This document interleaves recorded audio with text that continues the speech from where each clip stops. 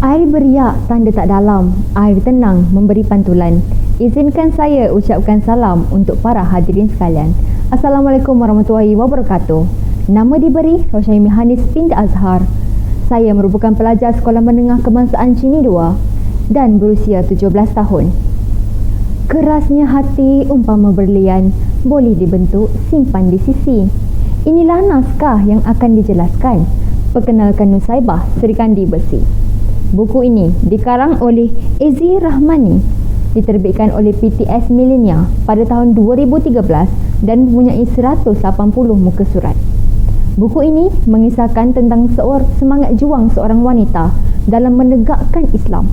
Bermula dari kekufuran, akhirnya disuluh sinar kebenaran. Beliau merupakan seorang anak dari keluarga yang terhormat, iaitu keluarga Mazini daripada Salah Silah Bani Najjar, kabilah Khazraj. Nusaibah ialah puteri tunggal kepada pasangan Ka'ab bin Amir dan Rabab binti Abdullah bin Habib.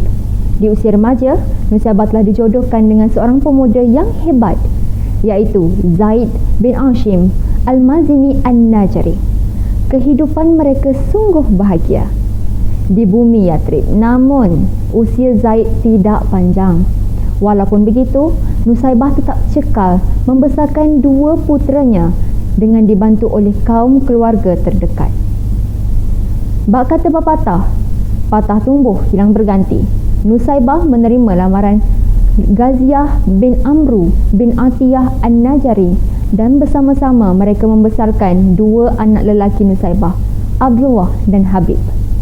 Namun, tanpa mereka sedari, ada yang lebih membahagiakan sedang terjadi di tanah yang gersang namun sering menjadi tumpuan.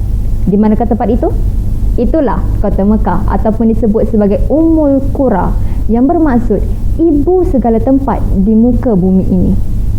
Dalam kesibukan manusia dengan segala urusan duniawi, muncul seorang lelaki yang perkenalkan dirinya sebagai utusan Tuhan.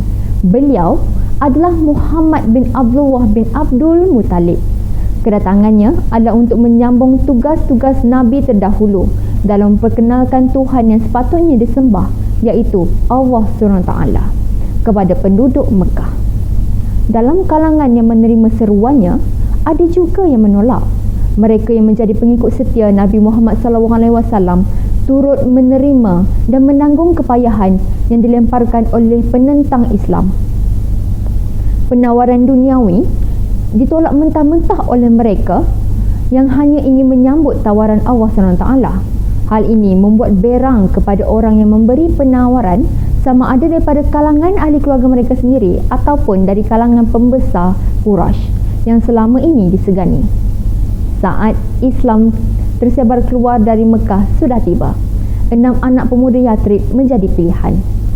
Ghaziah, suami kepada Nusaibah, menjadi antara orang yang pertama yang mendengarkan penyampaian yang disampaikan oleh Mus'ab.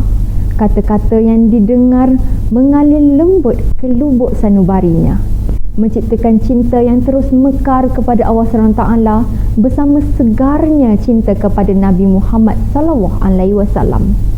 Lalu dengan kesedaran, Ghaziah mengucapkan 2 kalimah syahadah di hadapan Mus'ab bin Umair. Ghaziah pulang dengan kegembiraan di hati. Tidak sabar untuk dia pulang menceritakan tentang apa yang baru didengarinya kepada isteri dan anaknya. Nusaibah mendengar dengan rasa kagum terhadap kekasih Allah itu. Nusaibah menyatakan kesediaannya untuk menerima Islam dan akhirnya beliau mengucapkan 2 kalimah syahadah dengan dipimpin oleh suaminya. Akhirnya mereka berangkat bersama jemaah yang lain untuk bertemu Rasulullah SAW. Mereka pulang dengan membawa segala kemanisan yang berputik di Aqabah dan berkongsi dengan orang Muslim yang tidak dapat mengikut serta. Begitu juga dengan Nusaibah, semangat jihad mula mengalir deras dalam dirinya. Pada tahun 9 Hijrah, Islam semakin kukuh. Namun, sekembalinya mereka ke kampung halaman, salah seorang daripada mereka bernama Musailamah bin Habib bin Hanafi murtad. Lebih parah lagi, dia mula memperkenalkan dirinya sebagai Nabi.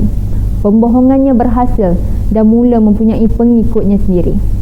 Semakin hari, pengikutnya semakin bertambah sehingga beliau berani menghantar seorang utusan untuk menghadap Rasulullah SAW.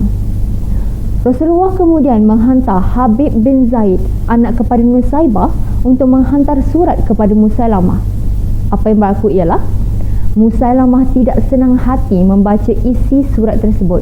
Oleh kerana itu, Musailamah menyiksa Habib sehingga dengan izin Allah SWT, riwayat Habib tamat di tangan Musailamah. Nusaybah reda dengan pemergian anaknya, namun Nusaybah berjanji akan membalas kembali perbuatan si pembohong itu. Perang Yamamah yang terjadi pada 11 Hijrah adalah perang terakhir melibatkan Nusaybah, si Serikandi Besi.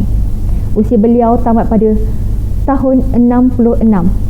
Dalam tempoh yang singkat, Nusaybah membuktikan hidup dan matinya adalah untuk Allah SWT. Begitulah kisah Nusaybah Serikandi Besi yang menyerahkan jiwa dan raganya demi Islam. Daripada kisah ini, mengajari saya erti pengorbanan demi mempertahankan kebenaran. Selain itu juga, kisah ini menjelaskan bentuk kasih sayang sebenar-benarnya dan kesan ketika kita teguh dengan keimanan serta balasan yang akan diperoleh ketika kita terpesong daripada jalan Allah SWT. Tamat sudah rangkuman kisah Nusaybah Serikandi Besi. Saya berharap kisah ini dapat memberi pengajaran dan menjadi inspirasi kepada semua. Saya menutup tirai dengan wabillahi taufiq wa hidayah. Assalamualaikum warahmatullahi wabarakatuh.